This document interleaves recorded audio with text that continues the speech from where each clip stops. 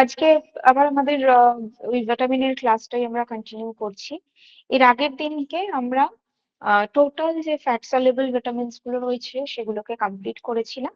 আজকে আমরা বাকি যে ওয়াটার সলিউবল ভিটামিনস গুলো রয়েছে সেগুলো নিয়ে শুরু করব। হ্যাঁ, তো প্রথমেই ওয়াটার সলিউবল ভিটামিনের মধ্যে আমরা কি কি পাই? একটা পাই ভিটামিন বি কমপ্লেক্স, আর একটা পাই ভিটামিন সি। আগে ভিটামিন সিটা নিয়ে আলোচনা করি, তারপরে বি কমপ্লেক্স নিয়ে বলবো। আচ্ছা, ভিটামিন সি এর যে কেমিক্যাল নেম বা ভিটামিন সি এর যে অ্যাক্টিভ ফর্ম যেটাকে বলে থাকি, সেটার নাম কি? Known as ascorbic acid. এই অ্যাসকর্বিক অ্যাসিড নামটা কেন এসেছে যদি বলি, তাহলে বলা হয় কি প্রথমত ভিটামিন সিটা আবিষ্কার হয়েছিল কিভাবে, সেটাকে যদি আগে ভাবি তাহলে দেখা যায় যে মানে একটা জাহাজে বেসিক্যালি অনেক নাবিকের তখন হয়েছিল কি না, স্কারভি হয়েছিল তাদের। ঠিক আছে, কি রোগের নাম বলছি? স্কারভি। তো দেখা গেল এই যাদের যাদের এই প্রবলেমটা হয়েছে,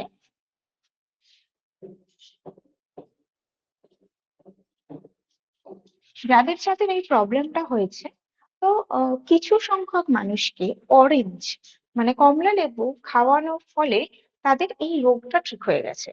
তো তখন তার মধ্যে এবারে রিসার্চ করে দেখা গেল যে তার মধ্যে এমন একটা কম্পোনেন্ট রয়েছে যেটা স্কারভিকে প্রিভেন্ট করতে পারে। সেই জন্য এই ভিটামিন সি যে কম্পোনেন্টটা রয়েছে তা মানে নামটা হলো অ্যান্টি স্করবিউটিক, অ্যান্টি স্করবিউটিক ভিটামিন। ঠিক আছে, স্কারভিকে প্রিভেন্ট করছে, তাই হচ্ছে অ্যান্টি স্করবিউটিক। এই অ্যান্টি স্করবিউটিক থেকেই এসেছে অ্যাসকর্বিক অ্যাসিড। অ্যাসকর্বিক অ্যাসিড, কারণ এই যে ভিটামিন সি, এই ভিটামিন সি যদি কেমিক্যালি ভাবি তাহলে এটা একটা অ্যাসিড। একটা অ্যাসিডিক ফর্ম আমাদের বডিতে ডেভেলপ করতে পারে, সেই জন্য একে বলা হচ্ছে অ্যাসকর্বিক অ্যাসিড। ওকে, এর যে সোর্স গুলো কোথা থেকে? যেহেতু অ্যাসিড, তার মানে বুঝতে হবে যে কোনো টক জিনিস তার মধ্যেই আমরা ভিটামিন সি পাবো। সেটা লেবু হতে পারে, যে কোনো লেবু হতে পারে, পাতিল লেবু, কমলা লেবু, যে কোনো লেবু হতে পারে। এছাড়াও সব থেকে বেশি যেটাতে পাওয়া যায়, যদিও আমরা টক হিসাবে লেবুকে ধরে থাকি ভিটামিন সি এর, কিন্তু দ্য রিচেস্ট সোর্স যদি বলা হয় ভিটামিন সি এর, দ্যাট ইজ আমলা, আমলকি। আমলকির মধ্যে আমরা কিন্তু অনেকটা পরিমাণে ভিটামিন সি পেয়ে থাকি। নর্মালি অরেঞ্জের থেকে প্রায় বলতে পারি 40 গুণ বেশি ভিটামিন সি কিন্তু আমলকির মধ্যে পাওয়া যায়। কতটা পাওয়া যায়? আহ এখানেই নোট করি। আমলার মধ্যে আমরা পাই প্রায় 600 milligram vitamin C. 600 milligram percentage, অর্থাৎ 1000 গ্রাম 100 গ্রামেতে আমরা প্রায় 600 মিলিগ্রাম মতন কিন্তু ভিটামিন সি পেয়ে থাকি। যেখানে অরেঞ্জ জুসের মধ্যে আমরা পাই, অরেঞ্জ জুসের মধ্যে আমরা হয়তো 30 to 40 মিলিগ্রাম পার 100 গ্রাম পেয়ে থাকি। তাহলে এতটা বেশি আমরা আমলকির মধ্যে পাচ্ছি। আমলকি ছাড়াও আর যার মধ্যে বেশি পাওয়া যায় সেটা হচ্ছে পেয়ারা। পেয়ারার মধ্যেও প্রায় আমরা 200 থেকে 250 মিলিগ্রাম ভিটামিন সি পাচ্ছি। এছাড়াও ক্যাপসিকামের মধ্যে পাওয়া যায়। ক্যাপসিকামের মধ্যেও অনেকটা বেশি, ক্যাপসিকামের মধ্যেও আমরা প্রায় 120 থেকে 140 মিলিগ্রামের আশেপাশে ভিটামিন সি পাচ্ছি। বাঁধাকপি, গাজর এগুলোর মধ্যেও কিন্তু অনেকটা পরিমাণে ভিটামিন সি পাওয়া যায়, যেটা এই টক জাতীয় যে ফল তার তুলনায় অনেকটাই বেশি হয়। ঠিক আছে, তাই এমন ভাবার কোনো কারণ নেই শুধুমাত্র লেবু খেলেই আমরা ভিটামিন সি পাবো। আমরা যদি রোজ আমলকি নিচ্ছি বা পেয়ারা নিচ্ছি, তাহলে তার থেকেও আমরা ভিটামিন সি যথেষ্ট পরিমাণে পেয়ে থাকি। কিন্তু ভিটামিন সি এর কিছু সমস্যা আছে। সেই সমস্যাটা কি, ভিটামিন সি কে আমরা বলতে পারি এটা হাইলি সেন্সিটিভ ভিটামিন, কারণ ও নষ্ট হয়ে যেতে পারে যে কোনো কিছুতেই, খুব তাড়াতাড়ি নষ্ট হয়ে যায় এই ভিটামিন সি। কিভাবে নষ্ট হয়? এক হচ্ছে, আমি যদি ওকে গরম করি, যদি হিট দেওয়া হয় ভিটামিন সি কে, তাহলে ভিটামিন সি অক্সিডাইজড হয়ে যাবে, অর্থাৎ তার যে নিউট্রিটিভ যে পোটেন্সিটা রয়েছে সেটা নষ্ট হয়ে যাবে। নেক্সট, তার মানে ভিটামিন সি কি হলো, হিট সেন্সিটিভ। নেক্সট হচ্ছে, অতিরিক্ত আলো মধ্যে যদি রাখা হয়, মানে সান ড্রাই করা হচ্ছে, প্রখর ওই সূর্যের আলোর মধ্যে রেখে দেওয়া হয়েছে, তাতেও ভিটামিন সি নষ্ট হয়ে যেতে পারে। কিভাবে? কেটে রাখা হলে, অর্থাৎ এয়ারের কন্ট্যাক্টে যদি আসে, অক্সিজেনের সংস্পর্শে এসেও কিন্তু ভিটামিন সি নষ্ট হয়ে যেতে পারে। তাই কোনো খাবারকে যদি আমরা কেটে রাখি, মানে তার মধ্যে যে ভিটামিন সিটা থাকছে সেটা কিন্তু কেটে রাখলে সেটা অক্সিডাইজড হয়ে যেতে পারে এবং তার গুণাগুণটা কিছুটা কমে যেতে পারে। বা খাবারটাকে যখন আমরা হিট দিচ্ছি, তাতেও কিন্তু ভিটামিন সিটা নষ্ট হয়ে যাচ্ছে। এছাড়াও যেহেতু ভিটামিন সি ওয়াটার সলিউবল, তাই জলের মধ্যে যদি ভিজিয়ে রাখা হয় বা জল দিয়ে ভালোভাবে সেটাকে মানে অনেকক্ষণ ধরে ভিজিয়ে রাখা হয়েছে বা ভালো করে ধোয়া হচ্ছে, অথবা সেটাকে বয়েল করা হয়েছে জলের মধ্যে এবং জলটা ফেলে দেওয়া হচ্ছে, এরকম যদি কিছু করা হয় তাহলেও ভিটামিন সি নষ্ট হয়ে যেতে পারে। সেই জন্য ভিটামিন সিটা ভীষণ সেন্সিটিভ বলা হয়। আমাদের বডিতে আমরা কিভাবে পাবো, কতটা অ্যাবজর্ব হবে ভিটামিন সিটা, সেটা কিন্তু খুব মাইনিউটলি আমাদের বুঝতে হয়। এবং আমরা যদি আমাদের রেগুলার বেসিসে ভিটামিন সি এর জন্য মানে ডেইলি যে রিকোয়ারমেন্ট সেটা যদি ভাবি, তাহলে পরিমাণ খুব কম, 40 মিলিগ্রাম পার ডে মাত্র আমাদের ভিটামিন সি লাগে। কিন্তু এর ম্যাক্সিমাম রেঞ্জটা কত? ম্যাক্সিমাম কিন্তু আমরা সারাদিনে 1000 থেকে 2000 মিলিগ্রাম পর্যন্ত ভিটামিন সি নিতে পারি। ঠিক আছে, তাহলে ডিফারেন্স কতটা হচ্ছে? কেন এতটা ডিফারেন্স? এই ম্যাক্সিমাম রেঞ্জটা কেন দেওয়া আছে? কারণ ভিটামিন সি ওয়াটার সলিউবল হওয়ায় আমার বডিতে ডিপোজিট করছে না। এক্সেস যে ভিটামিন সিটা রয়েছে ও কিন্তু আমাদের ইউরিনের মাধ্যমে বডি থেকে এক্সক্রিট করে যায়। তাই 40 গ্রাম মানে আমি আহ শুধুমাত্র 40 গ্রামের হিসেবেই যে নেব তা একেবারেই নয়। 40 গ্রামের থেকে বেশি সবসময়, 40 মিলিগ্রামের থেকে বেশি সবসময় আমাদেরকে কিন্তু ভিটামিন সি নিতে হবে। 80 থেকে 100 মিলিগ্রাম পার ডে হিসেবে আমরা কিন্তু মিনিমাম ভিটামিন সি কে নিতে পারি। ঠিক আছে, এটুকু বোঝা গেছে? এটার মধ্যে কোনো প্রশ্ন? হ্যাঁ ম্যাম, তাহলে মানে অ্যাকচুয়ালি একটা হিউম্যান বডিতে কটা আমলকি খাওয়া উচিত, কতগুলো? আমলকি আমরা যদি রোজ একটা গোটা আমলকি নিই, ঠিক আছে, একটা গোটা আমলকির ওজন ওই 20 থেকে 25 গ্রামের আশেপাশে হয়ে থাকে, তাহলে সেটা যদি আমরা নিচ্ছি তাহলে সেটাও ভালো। অনেক ক্ষেত্রে হয় কি, আমরা ড্রাইড আমলা পাউডার নিই বা শুকনো আমলকি নিই, বা হয়তো আমলকি আজকে কিছুটা খেলাম কালকে কিছুটা খেলাম, বা আমলকির আচার বানিয়ে খাই, সেদ্ধ করেও অনেক সময় খাওয়া হয় ভাতের সাথে, সেগুলোতে কিন্তু ভিটামিন সি পাবো না। তাই আমলকি যদি ভিটামিন সি এর জন্য নিতে হয়, তাহলে সেটাকে কাঁচা অবস্থায় নিতে হবে, ফ্রেশ। ভিটামিন সি মানে আমাকে মনে রাখতে হবে, যার থেকে আমি ভিটামিন সি পেতে চাইছি, that should be fresh enough. ঠিক আছে?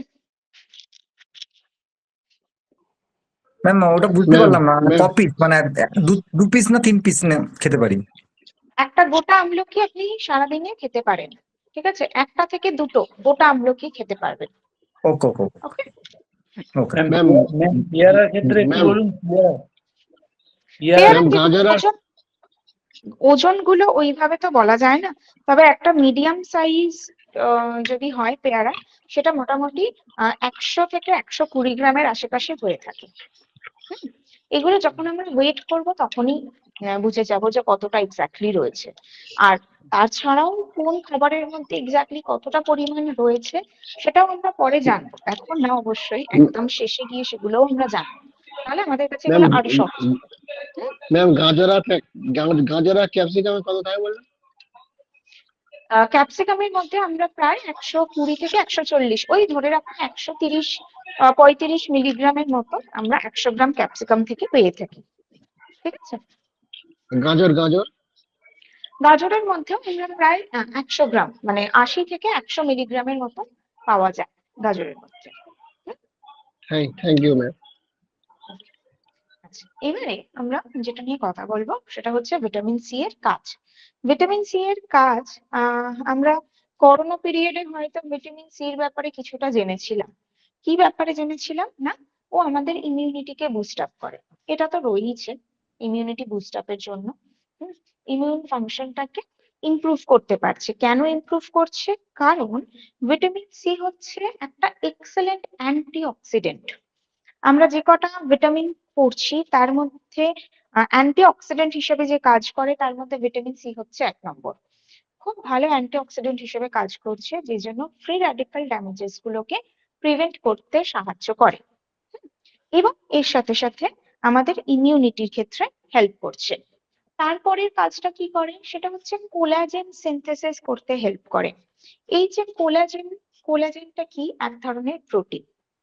তাহলে ভিটামিন সি কিন্তু কোলাজেন মানে প্রোটিনকে তৈরি করছে না, ডাইরেক্টলি কিন্তু তৈরি করছে না, কিন্তু এই কোলাজেনটাকে তৈরি করার জন্য যে ফ্যাক্টর গুলোর প্রয়োজন হয় সেই ফ্যাক্টর গুলোকে তৈরি করতে আমার ভিটামিন সি লাগে। কিরকম ব্যাপারটা বোঝাই। কোলাজেন যে প্রোটিন, এই কোলাজেনটা একটা অ্যাক্টিভ প্রোটিন, ঠিক আছে, একটা ফাইব্রাস প্রোটিন বলতে পারি। এর প্রিকারসরের নাম কি? ট্রোপোকোলাজেন। ঠিক আছে, প্রিকারসর মানে এই ট্রোপোকোলাজেন থেকে কোলাজেন তৈরি হবে।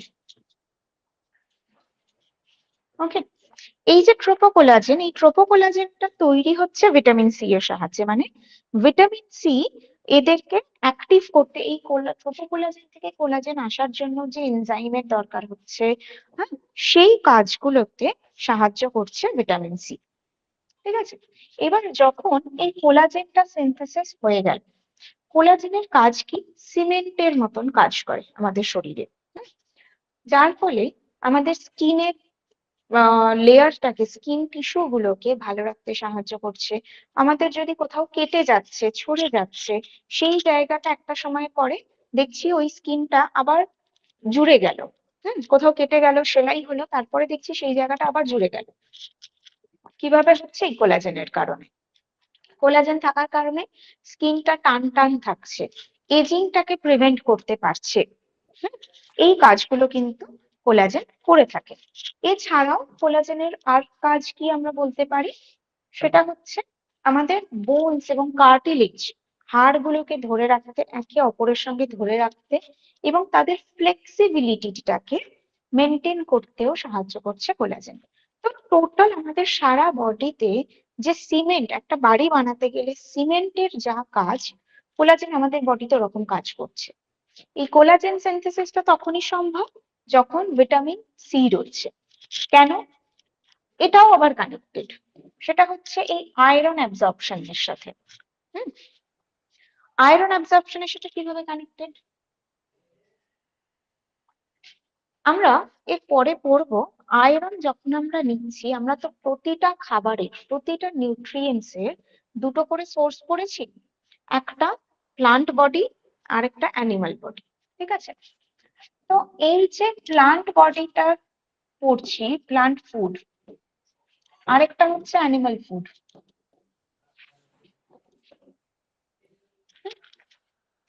এই প্লান্ট ফুড থেকে আমরা যে আয়রনটা পাই সেটা হচ্ছে ফেরিক,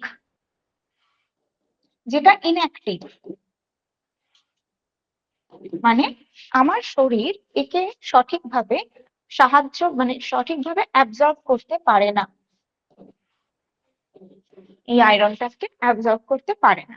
কাকে অ্যাবজর্ব করতে পারে? ফেরাসকে, মানে অ্যানিমাল ফুড থেকে আমরা যেটা পাচ্ছি তাকে শরীর ভালোভাবে অ্যাবজর্ব করে।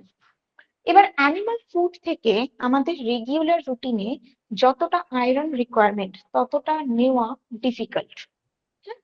তাহলে আমাদেরকে ডিপেন্ড করতে হয় শুধুমাত্র প্লান্ট ফুডের উপরে, প্লান্ট আয়রনের উপরে। কিন্তু আবার দেখতে পাচ্ছি এই ফেরিক আয়রন যদি নিই তাহলে প্লান্ট আয়রন আমার শরীরে কাজে লাগছে না।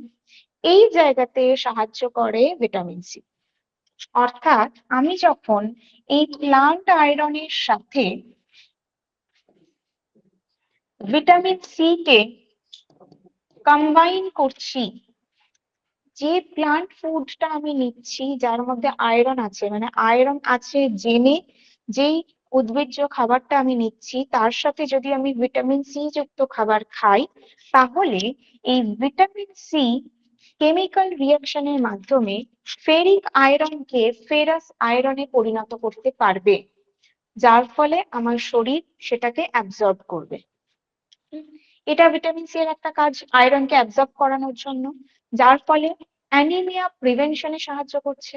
তাই ভিটামিন সি ডাইরেক্টলি আমরা বলছি না ভিটামিন সি আমাদের অ্যানিমিয়াকে প্রিভেন্ট করছে, কিন্তু যদি ভিটামিন সি ডেফিসিয়েন্সি হয় তাহলে অ্যানিমিয়া হওয়ার একটা চান্স থাকে। এবার যে বলছিলাম কোলাজেনের সাথে সম্পর্ক, এই যে ফেরাস ফর্মটা এলো, এই ফেরাস ফর্মটাই কিন্তু এই ট্রোপোকোলাজেন থেকে কোলাজেন সিনথেসিসের ক্ষেত্রে যে এনজাইমটা দরকার সেই এনজাইমের জন্য এই ফেরাস ফর্মের প্রয়োজন। ওকে, তার মানে আমি যদি অ্যানিমাল ফুড না নিই আমার দুটো প্রবলেম হতে পারে। একটা, আমার বডিতে আয়রন অ্যাবজর্পশন কমে যেতে পারে যার ফলে অ্যানিমিয়া হতে পারে। নেক্সট হচ্ছে কোলাজেন সিনথেসিস হ্যাম্পার হতে পারে, যে জন্য বডির যে কানেক্টিং মেকানিজমস গুলো রয়েছে সেগুলো হ্যাম্পার হতে পারে। সেই দুটো জায়গাতেই আমাকে হেল্প করলো ভিটামিন সি। ঠিক আছে, এটা বোঝা গেল? এটা ক্লিয়ার আশা করি সবার কাছে। ওকে, নেক্সট কাজ কি করছে? কার্ডিওভাস্কুলার হেলথের ক্ষেত্রে আমাদেরকে হেল্প করে। কেন হেল্প করছে? কারণ এই যে অ্যান্টিঅক্সিডেন্ট প্রপার্টি, যেহেতু ভিটামিন সি আমাদের অ্যান্টিঅক্সিডেন্ট প্রপার্টি দিচ্ছে, তার মানে অক্সিডেশনটাকে প্রিভেন্ট করতে পারছে, ফ্রি র্যাডিক্যাল ড্যামেজকে প্রিভেন্ট করছে, এবং cholesterol build up, bad cholesterol, blood plaque যেগুলো হচ্ছে সেই প্লাক বিল্ড আপের ক্ষেত্রে কিন্তু প্রিভেনশন দিচ্ছে ভিটামিন সি। ব্যাড কোলেস্টেরলকে আমাদের শরীরে জমতে দিচ্ছে না, যার ফলে, কেউ আনমিউট হয়ে গেছেন, মিউট করুন প্লিজ।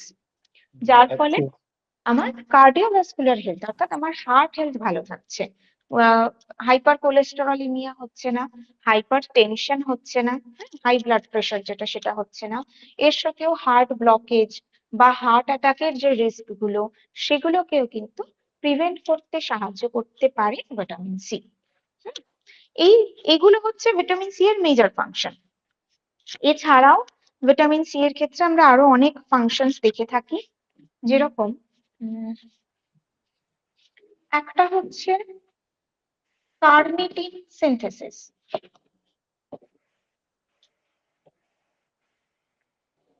ঠিক আছে, কার্নিটিন সিনথেসিসের ক্ষেত্রে কি হয়? কার্নিটিন হচ্ছে এক ধরনের, এটাও একরকম প্রোটিন বলতে পারি, একটা ক্যারিয়ার হিসেবে কাজ করে যারা ফ্যাটি অ্যাসিডকে ক্যারি করতে পারে, ফ্যাটি অ্যাসিডকে ক্যারি করছে এবং তার মাধ্যমে আমাদের বডিতে এনার্জি প্রোডাকশনেও কিন্তু কখনো কখনো সাহায্য করে।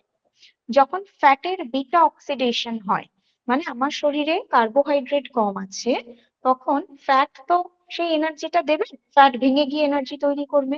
তাহলে এই যে ফ্যাটি অ্যাসিড যখন একটা জায়গা থেকে আরেকটা জায়গায় যাচ্ছে, একটা সেল থেকে আরেকটা সেলের মধ্যে যাচ্ছে, তাকে কে নিয়ে যাচ্ছে? কার্নিটিন।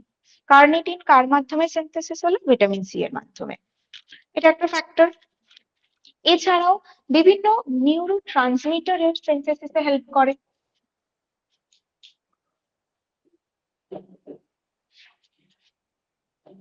নিউরোট্রান্সমিটার সিনথেসিস, নিউরোট্রান্সমিটার মানে কি? যারা সিগন্যাল পাঠায়, আমার কখন রাগ হচ্ছে, কখন দুঃখ হচ্ছে, কখন আনন্দ লাগছে, কখন ব্যথা লাগছে, এই যে সিগন্যাল গুলো পাঠাচ্ছে নার্ভের মাধ্যমে, নিউরনের মাধ্যমে সিগন্যাল গুলো পৌঁছচ্ছে, সেই সিগন্যাল গুলো পাঠানোর কাজে থাকে কিছু নিউরোট্রান্সমিটার, যেরকম ট্রিপ্টোফ্যান বা নরএপিনেফ্রাইন, এরা থাকছে। তো এই নিউরো ট্রান্সমিটারের সিনথেসিসের ক্ষেত্রে ভিটামিন সি হেল্প করলো। এছাড়াও কিছু ক্ষেত্রে দেখা যায় ক্যালসিয়াম অ্যাবজর্পশনের ক্ষেত্রে সাহায্য করে, তাই জন্য বোন ফর্মেশনে বা বোন ফর্মেশন বলতে পারি বা বোন ড্যামেজটাকে প্রিভেন্ট করতে সাহায্য করে। কিভাবে সাহায্য করে এটাও আমরা ক্যালসিয়ামের ক্ষেত্রে পড়বো, যে ক্যালসিয়াম অ্যাবজর্পশনের জন্য একটা সেল আমাদের বোনসের মধ্যে থাকে যার নাম হচ্ছে অস্টিওব্লাস্ট। ক্যালসিয়ামে পড়বো এর ফাংশনটা আরো ভালো করে। তো এই অস্টিওব্লাস্ট এই সেলটার ফরমেশনে সাহায্য করছে ভিটামিন সি, তাই জন্য ক্যালসিয়াম অ্যাবজর্ব হতে পারছে ভালো করে। নেক্সট দেখা যেতে পারে কিছু ক্ষেত্রে কিছু অ্যালার্জিক রিয়াকশনস সেগুলোকে প্রিভেন্ট করতে হেল্প করে। অ্যালার্জি প্রিভেনশনের ক্ষেত্রে, তাই বলে এমন নয় যে যাদের খুব সিভিয়ার অ্যালার্জি যদি থাকে সেইগুলোকেও একদম কমিয়ে দিচ্ছে তা নয়, কিন্তু স্কিনে হয়তো হঠাৎ করে কোনো একটা অ্যালার্জি হলো, র্যাশেস হলো, বা ইন্টারনালি বডিতে কোনো একটা প্রবলেম হয়েছে, তার জন্য স্কিনে ওরকম র্যাশেস অ্যালার্জিস কিছু দেখা যাচ্ছে, সেই ক্ষেত্রে ভিটামিন সি সাহায্য করে, সেই হিল করতে ভিটামিন সি সাহায্য করে। ঠিক আছে, এগুলো বোঝা গেল? ম্যাম একটা Clear? কোশ্চেন ছিল। বলুন হ্যালো ম্যাম, বলুন বলুন। অ্যালার্জির ক্ষেত্রে অনেকে অ্যালার্জি থেকে আবার মানে চুলকানি টাইপের একটা জিনিস র্যাশেস তৈরি হয়ে যায়। হ্যাঁ, আমি তো স্কিন সেটা, অ্যালার্জিটাই বলছি। হ্যাঁ হ্যাঁ, সেটা কি করে মানে প্রতিরোধ করা যায়, মানে কি কি খেতে হবে কি কি ভিটামিন সি এর খেতে ক্ষেত্রে? হবে সেটা অ্যালার্জির কথা আমরা পরে পড়বো, অ্যালার্জি নিয়ে এখন আমরা পড়ছি না, ডিজিজ বা ডিসঅর্ডার নিয়ে এখন আমরা জানছি না, আমরা এখন শুধু নিউট্রিয়েন্টস নিয়ে পড়ছি, যেখানে ভিটামিন সিটা একটা সাহায্য করতে পারে। কারোর যদি এরকম অ্যালার্জিক রিয়াকশনস থাকছে, সেটা অবশ্যই তার সিভিয়ারিটিটা ম্যাটার করে, কিন্তু ইনিশিয়াল পিরিয়ডে কিন্তু ভিটামিন সি দেওয়া যায়, কারণ অ্যালার্জির সাথে সাথে আমাদের ইমিউনিটিটাও কমে যায়, তাই জন্য তার যে সাইড এফেক্টটা সেটা অনেক বেশি দেখা যায়। তো সেক্ষেত্রে আমরা অবশ্যই ভিটামিন সি যুক্ত খাবার আমাদের রেগুলার ডায়েটের মধ্যে রাখতে পারি। ঠিক আছে? এবং ভিটামিন ভিটামিন সি সি খুব যুক্ত খাবার। ভালোভাবে অ্যান্টি ব্যাকটেরিয়াল প্রপার্টি দেয়, তাই জন্য আমরা যদি স্কিনেও যদি কারো র্যাশ অ্যালার্জিজ এসব কিছু হয়েছে, যদি স্কিনে উপর থেকেও অ্যাপ্লিকেশন করা হয় তাতেও এফেক্টিভ হয়, যেহেতু vitamin C antibacterial property দিচ্ছে। তাই খুব হার্ড মানে অতিরিক্ত ভিটামিন সি নয়, লেবু লেবু কেও কিন্তু আমরা স্কিনের উপরে অ্যাপ্লাই করতে পারি অ্যালার্জিক রিয়াকশনস এর জন্য।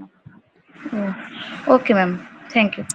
ম্যাম বলছি মানে ভিটামিন হুম। সিটা কোন সময় শরীরের ক্ষেত্রে নেওয়া উচিত, মানে ভরা পেটে না খালি সময় পেটে? না না, ওরকম কিছু ব্যাপার নেই, যে কোনো সময় আপনি নিতে পারেন। কিন্তু তবে ম্যাম যেহেতু এটা খালি পেটে অ্যাসিডিক, তো অনেক সময় আমি অ্যাসিড বলে নিই হয়। আগে, আমি আগে একটু বলে নিই, কমপ্লিট করি আগে।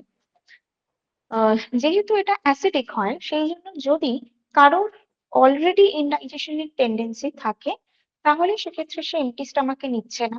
ঠিক আছে, কারণ যদি তার আগের দিনে ডিনারটা এমন কিছু হয়েছে যেটা আমরা পরে যখন জানবো একটা প্রপার ডায়েট কিরকম হতে হয়, সেই প্যাটার্নটা আমি মেনটেন করিনি, আমার ডায়েটের মধ্যে মানে আগের দিনের ডিনারে হয়তো অনেক বেশি পরিমাণে ফ্যাট ফুড ছিল বা অনেক বেশি সিম্পল কার্বোহাইড্রেট যুক্ত খাবার ছিল। হুম, তার পরের দিনকে আমি কিন্তু এমটি স্টমাকে ভিটামিন সি মানে অতিরিক্ত অ্যাসিডিক কিছু নেব না। কখন নেব? সেক্ষেত্রে কিছু খাওয়ার পরে, প্রোটিন জাতীয় কিছু খাবার পরে আমি ভিটামিন সি যুক্ত খাবারটাকে নিতে পারি। একই রকম ভাবে আমি লাঞ্চের পরেও ভিটামিন সিটাকে নেব না, মানে ইমিডিয়েটলি আফটার লাঞ্চ আমি ভিটামিন সি নেব না, কারণ লাঞ্চে আবারও যদি আমরা সেই সিম্পল কার্বোহাইড্রেট নিই বা ফ্যাটি ফুডস নিচ্ছি, তারপরেই আমরা যদি আবার ভিটামিন সি যুক্ত খাবার অনেকটা পরিমাণে নিয়ে নিই, তাতেও কিন্তু আমার অ্যাসিডিটির চান্সটা বেড়ে যেতে পারে কিছুটা, তাই জন্য তখন নেব না। বেটার হয় কি আমরা যখন ব্রেকফাস্ট করছি এবং লাঞ্চ করছি, মাঝের যে সময়টা থাকে যেটাকে মিড মর্নিং বলা হয়, সেই মিড মর্নিং এর টাইমে আমরা ভিটামিন সি যুক্ত খাবারকে রাখতে পারি। ঠিক আছে, ক্লিয়ার হলো? জি ম্যাম। Ma'am okay ma'am. বলছিলাম কি, একটু একটা বলুন কোশ্চেন করবো ম্যাম? এই যে বলুন। যাদের বিশেষ করে ডিউডেনাল আলসার থাকে অনেক সময়, হুম অনেক হুম সময় এই ভিটামিন সিটা নিলে পেইন হয় পেটে, আমি দেখেছি। হুম। সেক্ষেত্রে কি করণীয়, ওইভাবেই নিতে বলবো আপনি যেভাবে ডিওডেনাল বলেছেন? আলসার যদি থাকে, হ্যাঁ, একেবারেই তাই, এবং তার সাথে একটু ডাইলিউট করে নিতে হবে, মানে জল মিশিয়ে পাতলা করে সেটাকে নিতে হবে। থ্যাংক ঠিক ইউ আছে? ম্যাম। হুম। আচ্ছা, এবার দেখা যাক যদি ভিটামিন সি ডেফিসিয়েন্সি হয় তাহলে কি হতে পারে। প্রথমেই একটা নাম বললাম, এটাই ভিটামিন সি ডেফিসিয়েন্সি হলে এই প্রবলেমটা আমরা মেজরলি দেখতে পাই, যেটাকে বলা হচ্ছে স্কারভি। স্কারভি কিন্তু দুটো বয়সে দেখা যায়, বাচ্চাদের ক্ষেত্রে দেখা যায়, যাকে বলা হয় ইনফ্যান্টাইল স্কারভি,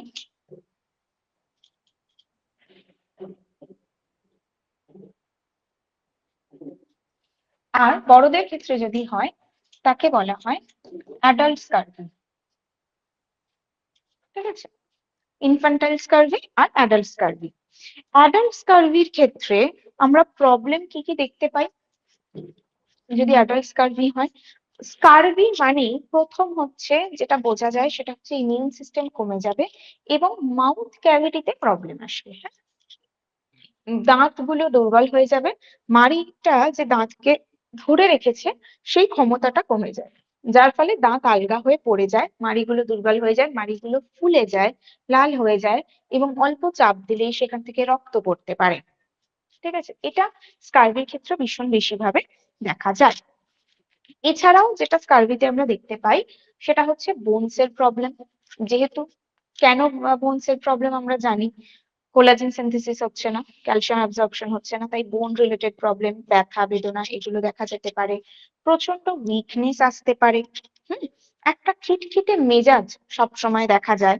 ওকে, ব্লাড ভেসেলস এর মধ্যেও দেখা যায় যে কোথাও হয়তো কেটে গেল, ছড়ে গেল, সেই জায়গাটা ঠিকভাবে রিপেয়ার হচ্ছে না। ভিটামিন সি তো উন্ড হিল করতে হেল্প করে, তো সেই হিলিংটা প্রপারলি হচ্ছে না।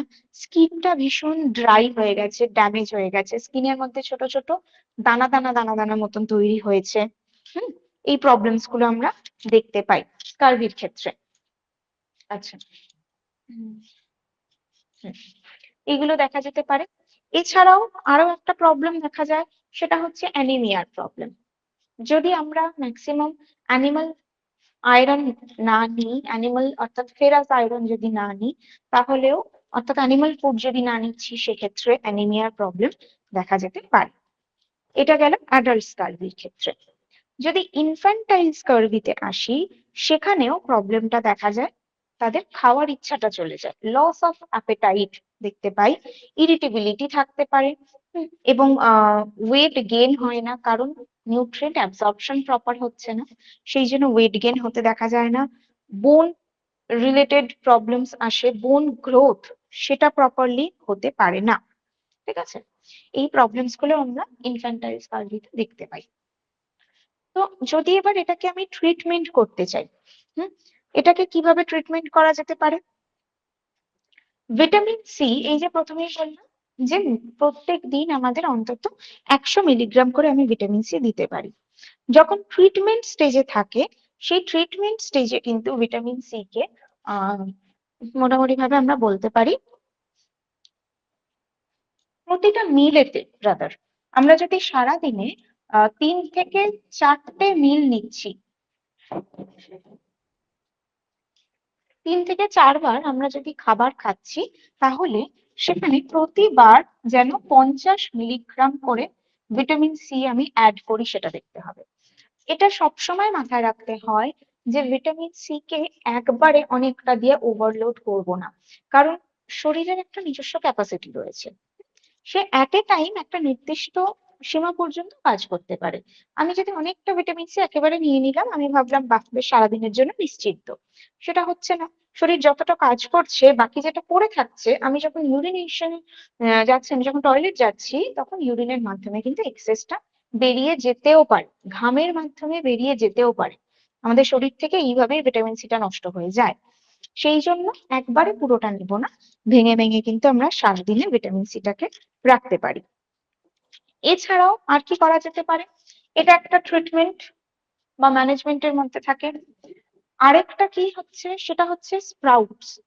যে পালসেস গুলো আমরা নিচ্ছি, যে প্রোটিনস গুলো নিচ্ছি, তাকে জার্মিনেট করা, অঙ্কুরিত করা। ঠিক আছে, যখন জার্মিনেশন হচ্ছে জার্মিনেশনের ফলে তার মধ্যে ভিটামিন সি পাচ্ছি, ভিটামিন সি এর কোয়ান্টিটিটা বাড়ছে এবং বলা যেতে পারে যে এই 100 গ্রাম স্প্রাউট যদি নিই তাহলে 100 মিলিগ্রাম ভিটামিন সি পেয়ে যাবো। তো স্প্রাউটস এর মধ্যে কিন্তু আমরা অনেকটা ভিটামিন সি পাচ্ছি। তাই জার্মিনেটেড পালসেস সেটাকেও সারাদিনের মধ্যে রাখতে হবে। হুম। এছাড়াও যদি খুব সিভিয়ার কন্ডিশন হয়ে যায় তাহলে আলাদা করে তাকে 100 মিলিগ্রাম ভিটামিন সি ইনজেকশনের মাধ্যমে বা ওরালিও অ্যাডমিনিস্টার করা যেতে পারে। তবে সেটা ওরালি বলতে ওষুধ বা সাপ্লিমেন্টের মাধ্যমে, তবে সেটা অনেকটা পরের স্টেজ। আগে কিন্তু এই দুটো জিনিসকে আমি আমার রুটিনের মধ্যে রাখবো। ওকে, ক্লিয়ার হলো এটা? এটা ক্লিয়ার তো সবার কাছে? জি ম্যাম। ম্যাম জার্মিনেটরটা একটু বলবেন। জার্মিনেটেড মানে হচ্ছে অঙ্কুরিত করা। অঙ্কুরিত ছোলা, অঙ্কুরিত মুগ বা অঙ্কুরিত মটর, যা কিছু অঙ্কুরিত করা যাবে সেইগুলোকে আমরা বেশি করে আমাদের ডায়েটের মধ্যে রাখবো। মানে প্রায় 100 গ্রাম স্প্রাউটস থেকে আমরা অলমোস্ট 100 মিলিগ্রামের মতো ভিটামিন সি পেয়ে যেতে পারি। তাই সেটাকে যদি আমরা বেশি করে রাখি তাহলে কিন্তু ভিটামিন সি ডেফিসিয়েন্সি হওয়ার খুব একটা চান্স থাকে না। মানে আমরা যদি ফল নাও খেতে পারি, আমরা যদি রোজ লেবু পেয়ারা এগুলো নাও খেতে পারি, তাও খুব কম খরচাতেও আমরা ভিটামিন সি এর চাহিদা পূরণ করতে পারবো। সেকেন্ডলি, জার্মিনেশন যেটা হচ্ছে মানে জার্মিনেটেড যে স্প্রাউটসটা যেটা পাচ্ছি তাকে কিন্তু আলাদা করে আর কোনো প্রসেসের দরকার নেই। এটাকে আমরা ওইভাবেই কাঁচা খেতে পারি, খোলা হাওয়ায় রাখতে হচ্ছে না, কেটে রাখতে হচ্ছে না, কিচ্ছু দরকার নেই। তাই ইনফ্যাক্ট ভিটামিন সিটা আমরা আমাদের শরীরে গেইন করতে পারবো। ঠিক আছে, সেই জন্য এটা খুব মানে ভালো অপশনস বলা যেতে পারে ভিটামিন সি এর জন্য। হুম, আচ্ছা, এরপরে কথা বলবো, এটা গেল ভিটামিন সি নিয়ে। এরপর কথা বলবো বি কমপ্লেক্স ভিটামিনস গুলো নিয়ে। বি কমপ্লেক্স ভিটামিনের মধ্যে আমরা অনেকগুলো নাম জানি, বি1, বি2, বি3, বি5, প্রচুর নাম জানি। প্রথম যদি বি1 এর কথায় আসি, বি1 যে ভিটামিন তার নাম কি? known as thiamine। ঠিক আছে, এই যে থায়ামিন, কোথাও কোথাও ই থাকে কোথাও ই থাকে না, ঠিক আছে, আমি ইটা ছাড়াই দিচ্ছি এখন। থায়ামিন কি ডিজিজ প্রিভেন্ট করতে পারে? বেরি থায়ামিনের ডেফিসিয়েন্সি হলে বেরি হতে পারে। বেরি কথাটার মানেই হচ্ছে আই কান্ট, মানে ক্যাপাসিটি কমে যায়, আমাদের কাজ করার ক্ষমতা কমে যায়। কেন? কারণ থায়ামিনের মেজর কাজ হচ্ছে মেটাবলিজমকে ইমপ্রুভ করা। ইনফ্যাক্ট ম্যাক্সিমাম বি কমপ্লেক্স ভিটামিনেরই কাজ হচ্ছে ম্যাক্রোনিউট্রিয়েন্টস থেকে এনার্জি প্রডিউস করা, অর্থাৎ আমাদের বডিতে মেটাবলিজমটাকে এনহ্যান্স করতে সাহায্য করছে বি1। তার মধ্যে পাই বি1, বি1 এর কিন্তু এরকমই কিছু প্লান্ট সোর্স এবং অ্যানিমাল সোর্স রয়েছে। এবং যদি অ্যানিমাল সোর্স বলি তাহলে দেখা যায় যে মিট, রেড মিটের মধ্যে আমরা বি1 পেয়ে থাকি। ঠিক আছে, বিশেষ করে লিভারের মধ্যে বি1 পেয়ে থাকি। এছাড়া যদি প্লান্ট সোর্স বলি, প্লান্ট সোর্সের মধ্যে প্রচুর প্লান্ট ফুডস রয়েছে যার মধ্যে বি1 পাওয়া যায়। সেটা যেরকম একটা দানা শস্য হতে পারে, মানে চাল, গম, এগুলোর যে উপরের যে লেয়ারটা রয়েছে তার মধ্যে বি1 পাচ্ছি। বিভিন্ন seeds, sunflower seeds, pumpkin seeds, এগুলোর মধ্যে বি1 পাচ্ছি। তরমুজের দানা, তার মধ্যেও বি1 পাওয়া যায়। হুম, তারপরে দেখা যায় যে ইস্ট, ড্রাইড ইস্ট যেটা, এডিবল ইস্ট যেটা, তার মধ্যে বি1 পাওয়া যায়। তো বি1 মোটামুটি কিন্তু আমরা অনেক কিছুর মধ্যে পেয়ে থাকি, বাট বি1 এর আবারও কিছু ড্রব্যাকস থাকে বা ক্যারেক্টারিস্টিকও বলতে পারি বি1 এর ক্ষেত্রে। এটা ফার্স্ট ক্যারেক্টারিস্টিক কি? যেহেতু এটা ওয়াটার সলিউবল, তাই ওয়াটার সলিউবল হচ্ছে সেই জন্য যখনই এটাকে আমরা ওয়াশ করছি বারবার করে, B1 বেরিয়ে যাচ্ছে। তাই যদি আমরা আনপলিশড রাইস নিচ্ছি, কিন্তু সেটাকে অনেকবার ধরে জলের মধ্যে বারবার করে ধুচ্ছি এবং তারপরে ভাত রান্না করছি, তারপরে সেই ভাতের ফ্যান যেটা হলো সেটাও ফেলে দিচ্ছি, B1টাও চলে যাচ্ছে। এবার আরেকটা প্রবলেম দেখা যায়, সেটা হচ্ছে কি আমরা কিন্তু এখন আনপলিশড রাইস খুব একটা নিই না। যেটা দেখতে যত বেশি সুন্দর, যত চকচকে, যা টেস্ট যত বেশি, আমরা সেটা নিই। তাই জন্য রাইস থেকে B1 পাওয়াটা একটু চাপের হয়ে যায়। সেই জন্য আমরা বাকি যে সোর্স গুলো রয়েছে সেগুলোর উপরে ডিপেন্ড করতে পারি। আর তাই জন্যই বারবার করে বলা হয় যে হোল গ্রেনস নিতে। হোল গ্রেনস যেগুলো অনেক বেশি প্রসেস হয়নি। যত বেশি প্রসেস করব, মানে প্রসেস করা মানে কি উপরের লেয়ার গুলোকে একটার পর একটা বাদ দেওয়া, যত বেশি সেটা হতে থাকবে তত কিন্তু B1টা নষ্ট হতে থাকবে। এটা একটা প্রবলেম আমরা B1 এর ক্ষেত্রে দেখে থাকি। আচ্ছা, B1 যদি আমাদের সারাদিনের প্রয়োজনীয়তা বলি তাহলে কত দেখা যায়? B1 এর প্রয়োজনীয়তাও খুব কম, মোটামুটি ভাবে 0.5, অনলি 0.5 মিলিগ্রাম আমরা B1 থেকে নিতে পারি পার 1000 কিলো ক্যালোরি। মানে আমার সারাদিনে যতটা ক্যালোরি প্রয়োজন সেই হিসেবে আমি B1 এর চাহিদাটাকে রাখবো। আমার যদি সারাদিনে 1000 কিলো ক্যালোরি লাগে তাহলে 0.5, 1500 লাগলে সেই অনুপাতে রাখবো 7.5 কিলো ক্যালোরি। যদি 7.5 মিলিগ্রাম, মানে 0.75, যদি 2000 হয় সেই অনুপাতে রাখছি। তো এটা ডিপেন্ড করছে B1 এর ক্ষেত্রে। নেক্সট যেটা বুঝবো সেটা হচ্ছে B1 এর ফাংশন।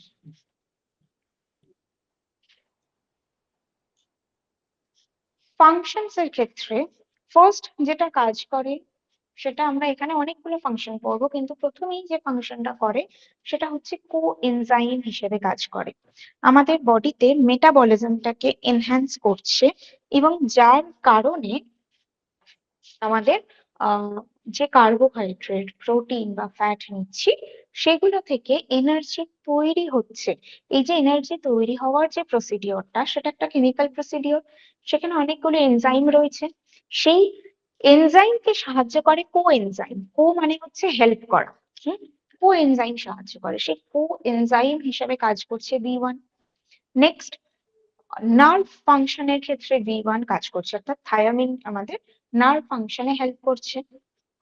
তাই B1 এর ডেফিসিয়েন্সি যদি হয় তাহলে আমরা অনেক বেশি ডিপ্রেসড হতে পারি।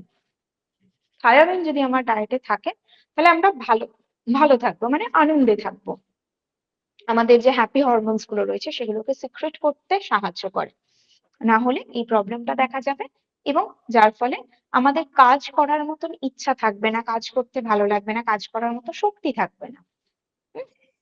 আরেকটা কাজ কি হয় সেটা হচ্ছে প্রোটিনের ক্ষেত্রে। প্রোটিন সিনথেসিস করতে বিশেষ করে এই ট্রিপ্টোফ্যান আমরা এর আগে ভিটামিন সি তে পড়লাম, নিউরোট্রান্সমিটার।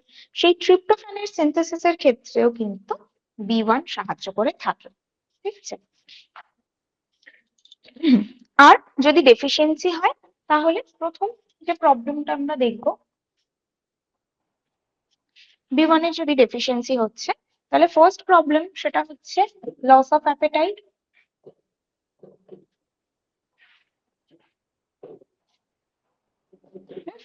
খাবার ইচ্ছাটা কমে গেল, এটা একটা প্রবলেম হয়।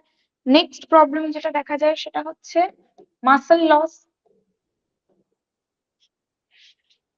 ওকে, মাসল লসের ক্ষেত্রে বিশেষ করে যেটা দেখা যায় সেটা হচ্ছে মাসেলের যে টোনাসিটি সেটা কমে যায়, এবং এটা জিআই সিস্টেমে বেশি হয়। আমাদের যে ডাইজেস্টিভ সিস্টেমটা রয়েছে সেখানে বেশি দেখা যায়, যার কারণে কনস্টিপেশন বা ডায়রিয়ার মতন সমস্যা হতে পারে। এছাড়াও দেখা যায় ডিপ্রেশন।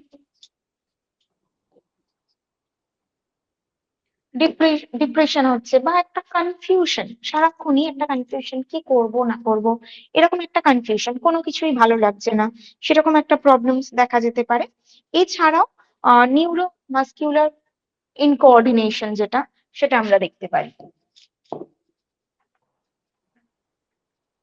নিউরোমাসকিউলার ইনকোঅর্ডিনেশন মানে অনেক সময় দেখবো যে আমাদের হাত পা পুরো বডি মুভমেন্টটা অন্যরকম হচ্ছে, মানে যেমনটা করতে চাইছি তেমন ভাবে হচ্ছে না।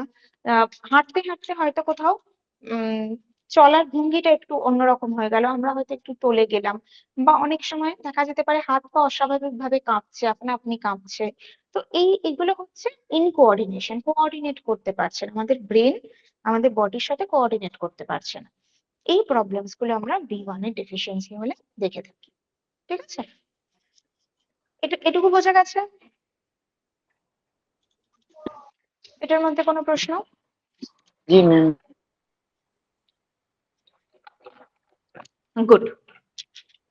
এবার আলটিমেটলি এগুলো সবটাই হচ্ছে সিমটম। এর B1 এর ডেফিসিয়েন্সি হলে কমপ্লিকেশনস কি হচ্ছে, সেটা হচ্ছে বেরি বেরি দুটো রকমের হয়ে থাকে। একটা হচ্ছে ড্রাই বেরি, আরেকটা হচ্ছে ওয়েট বেরি। আরেকটা দেখা যায় বাচ্চাদের ক্ষেত্রে যদি হয় তাহলে তাকে বলা হয় ইনফ্যান্টাইল বেরি। ইনফ্যান্টাইল বেরি বাচ্চাদের ক্ষেত্রে। ড্রাই বেরি মানে কি, শুকিয়ে যাওয়া, অর্থাৎ বডি ডিহাইড্রেটেড হয়ে গেছে, মাসল লস হয়ে গেছে অনেকটা, এবং যার ফলে দেখতে অনেক বেশি রোগা লাগছে, সেই অবস্থাটাকে বলা হয় ড্রাই বেরি। কি প্রবলেম দেখা যায় এক্ষেত্রে? দেখা যাচ্ছে যে পায়ের জোর পাওয়া যায় না ঠিক মতো, পায়ের উপরে আমরা ভর দিয়ে যে কাজ করছি, হাঁটছি, সেই জোরটা ঠিক মতো থাকে না। তার সাথে ইরিটেবিলিটি থাকতে পারে, একটা লস অফ অ্যাপেটাইট তো রয়েছে।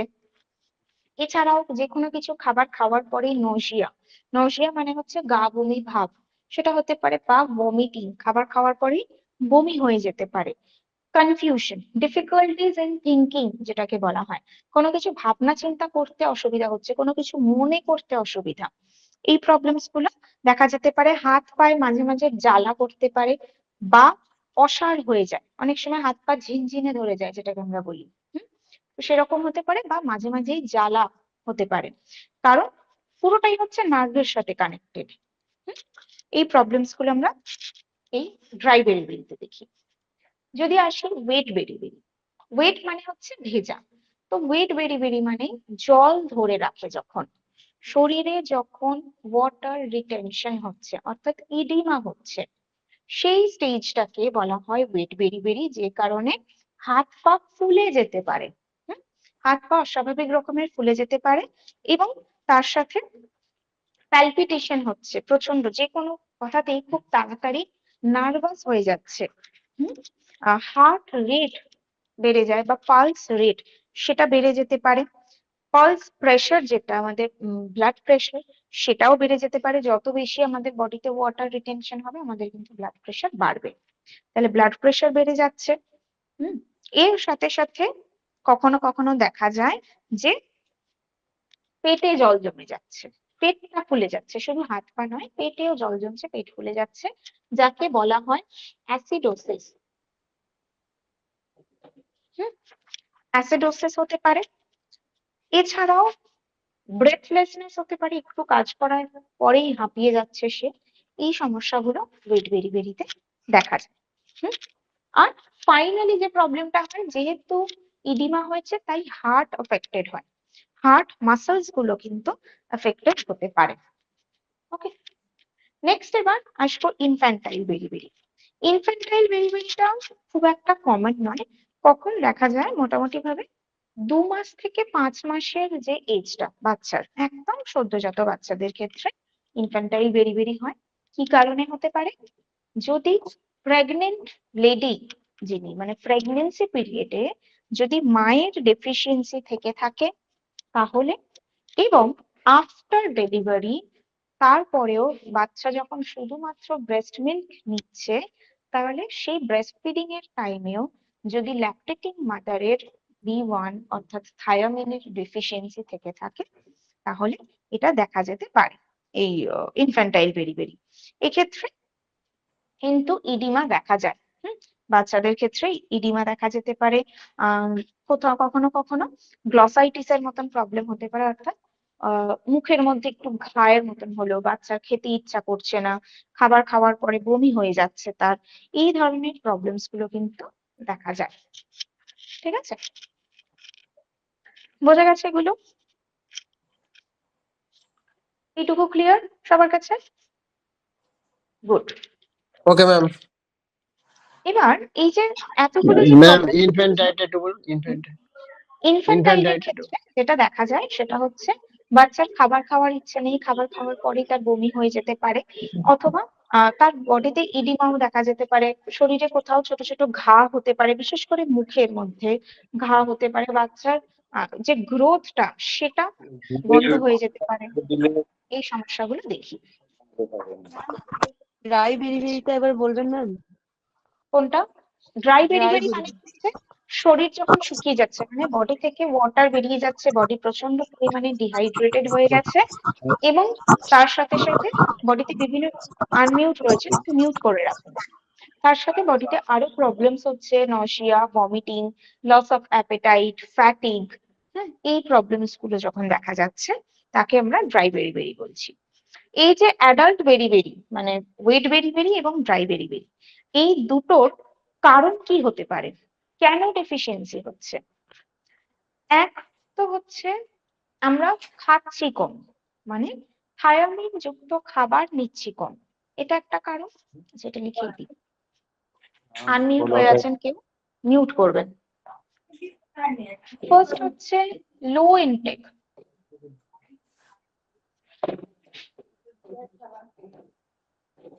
লো ইনটেক অফ B1, খুব ন্যাচারালি এতে ডেফিসিয়েন্সি হবে। নেক্সট হচ্ছে high intake, high intake of energy rich food,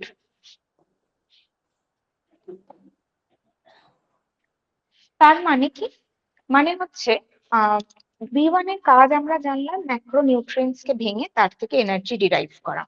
এবার আমি প্রচুর এনার্জি ডেন্স ফুড নিচ্ছি, মানে প্রচুর পরিমাণে হয়তো আমি কার্বোহাইড্রেট বা ফ্যাট নিচ্ছি, সেই অত পরিমাণ কার্বোহাইড্রেট বা ফ্যাটকে ভাঙার জন্য আমার অনেকটা B1 লাগবে, ততটা আমার B1 আমি নিচ্ছি না, যে কারণে আমার বডিতে ডেফিসিয়েন্সি হচ্ছে।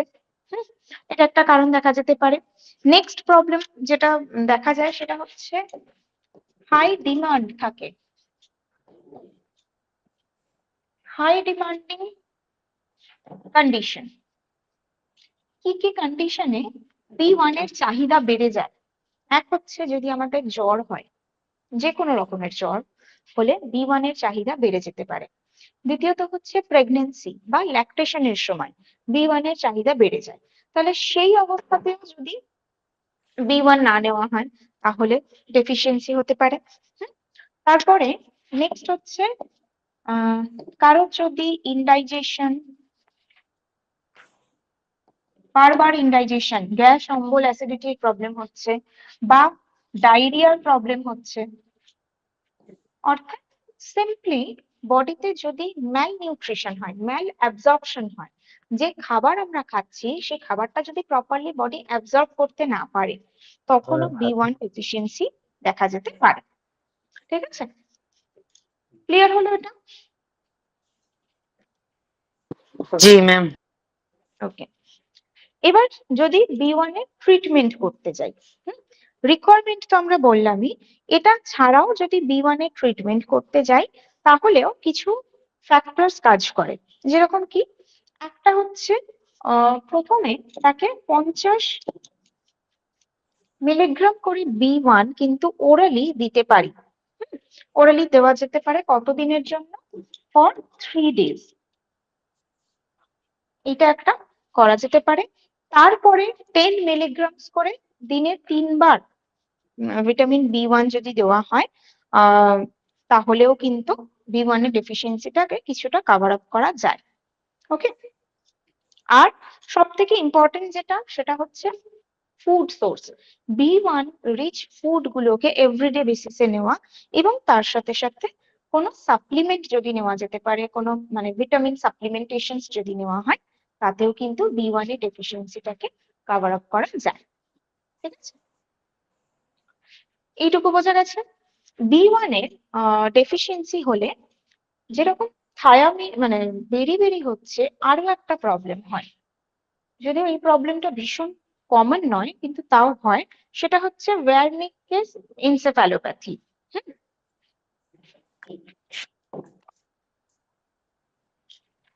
ওয়ার্নিকস encephalopathy.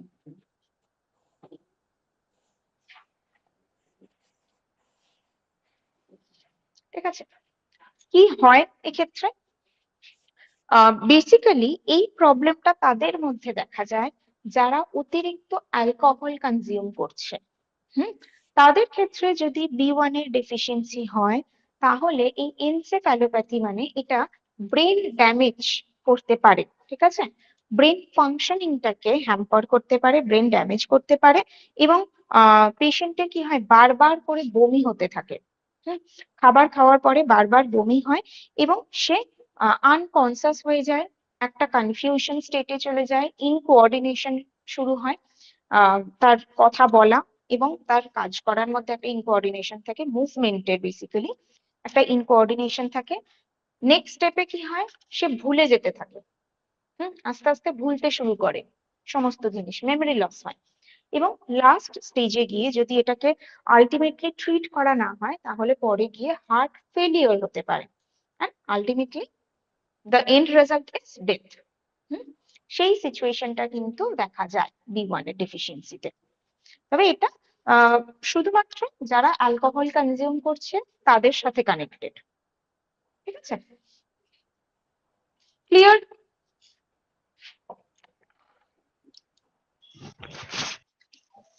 Yes, ma'am. Yes, ma'am. Okay, very good. Okay, ma'am. Okay. আচ্ছা, নেক্সট এবার যেটা বলবো সেটা হচ্ছে B2। আচ্ছা, B2টা কি শুরু করব নাকি পরের দিন করব, মানে কোনটা সুবিধা ম্যাম আমাদের? নেক্সট দিন হলে ভালো হতো, তাহলে দিন, পরপর পরের- ভিটামিন ম্যাম বি এর পরের দিন, সবগুলো হতো পরের না। দিন ম্যাম আচ্ছা, ম্যাম পরের দিন। সবাইকে এক সুরে বলে দিচ্ছে পরের দিন পরের দিন। ঠিক আছে, আমরা পরের দিন তাহলে বি কমপ্লেক্সের বাকি যেটা রয়েছে সেটা কিন্তু কমপ্লিট করব পুরোটা। ঠিক আছে, মানে একদম B2 থেকে শুরু করব, যদিও বাকি ভিটামিনস গুলো নিয়ে অনেকটা ইলাবোরেটলি কিছু বোঝার নেই। B2টা নিয়ে কিছুটা বুঝতে হবে, B3টা নিয়ে একটু জানতে হবে, বাকিগুলো মোটামুটি সেমই থাকে। তো আমরা তাহলে পরের দিনকে ওটা কমপ্লিট করে নিতে পারবো। ঠিক আছে, ম্যাম একটা কোশ্চেন ছিল। বলুন। ম্যাম এই যে অনেকে যেরকম রিচ ফুড নেয় প্রচুর, হ্যাঁ, তো সেখানে তো B1 তাদের মানে পরিপূর্ণ হয়ে যাওয়ার কথা, তো সেখানে ডেফিসিয়েন্সি হচ্ছে কেন? এই যে প্রচুর রিচ ফুড নিচ্ছে, আপনি বলে দিলেন, মানে প্রচুর ক্যালোরি, হাই ক্যালোরি ফুড নিচ্ছে। সেই হাই ক্যালোরি ফুডটাকে মানে মেটাবোলাইজ করার জন্য প্রচুর B1 এরও দরকার হচ্ছে, সেটা আমরা নিচ্ছি না।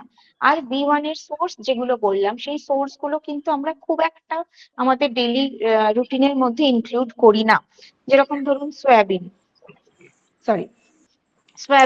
বাদাম, হ্যাঁ মানে যে কোনো নাটস হতে পারে সেইগুলো, হ্যাঁ তারপরে ধরুন বাকি সবজি বা অন্যান্য দানা শস্যটা কিরকম, দানা শস্য বা পালসেস যাই হোক, সেটা কেমন, আনপলিশড, সেই ধরনের জিনিসগুলোকে আমরা আমাদের রুটিনের মধ্যে ইনকর্পোরেট করব, কিন্তু সেটা যেহেতু আমরা করতে পারছি না, তাই জন্য ডেফিসিয়েন্সিটা বেশিরভাগ ক্ষেত্রে দেখা যায়। হ্যালো ম্যাম, বলছিলাম বলুন। ওই গাজর আর থ্যাংক ইউ। কলার কম্বিনেশনটা ওটা ব্যাড কম্বিনেশন আছে চাটে, দুটোই তো ভেজ, ব্যাড কম্বিনেশন করে হচ্ছে কিছু। কোনটা কোনটা? ওই প্রোটিনের protein ওই চাটে? গাজর আর কলার কম্বিনেশনটা ব্যাড কম্বিনেশন বলছে হুম, দুটো ওইটা। ভেজ হলেও দেখুন সবকিছুর মধ্যেই তো কিছু কেমিক্যালস থাকে, কেমিক্যালস বলতে এই নিউট্রিয়েন্টস গুলোই কেমিক্যালস।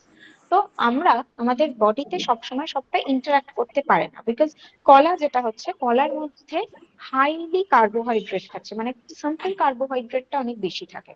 ঠিক আছে, এবং গাজরের ক্ষেত্রে যেটা হয়, তার মধ্যে মধ্যে অ্যাসিডিক নেচারটা একটু বেশি থাকে, তো যে কারণে দুটো যদি আমরা একসঙ্গে নিই আমাদের বডিতে কিন্তু অনেক সময় অ্যালকোহলিক কম্পাউন্ড তৈরি হতে পারে, যে কারণে ইনডাইজেশন মানে গ্যাস হওয়ার একটা সমস্যা থেকে যেতে পারে। সেই জন্য আলাদা আলাদা সময় নিলে বেটার। আর বলছি হ্যালো ওই ম্যাডাম, হ্যাঁ একটা হুম। কথা বলছিলাম। একটা ভিটামিন ডেফিসিয়েন্সিতে বললেন রেয়ার কমপ্লিকেশন, বাট কি এনসেফালোপ্যাথি বললেন কি ওটা? Wernicke's encephalopathy. ভার্নিক্স এনসেফালোপ্যাথি, ওটা Wernicke's deficiency of B1 B1, yes, Wernicke's. Okay madam, thank you. Okay. এটা তো ম্যাডাম বিশেষ করে অ্যালকোহল যারা প্রচুর গ্রহণ করে তাদের জন্য এটা। অ্যালকোহলের জন্য একদম। আর কোনো প্রশ্ন এটা? ম্যাডাম ওয়েট ভেরিয়েশন একটু এগুলো বলুন, সিমটমস গুলো।